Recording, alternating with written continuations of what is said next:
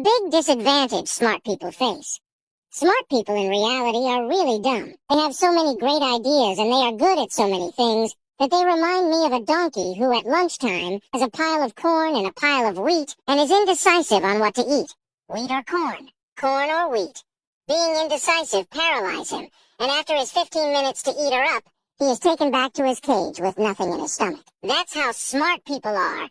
The first 30 years of their lives fly by without them deciding what to do of their life. They have so many ideas, so many options, they are good at so many things, and yet they haven't done anything. They don't realize life is flying by. You can keep doing 10 things and act dumb and say that you're not making progress in any of them, or you can mature and commit to one, which means sacrificing the other 9 that you also like, but seeing real progress in this one. This applies in relationships. Keep dating 10 women or committing to one. This applies in work life. Keep being Mr. Do-It-All and just get by, or commit to one thing and become an expert at it.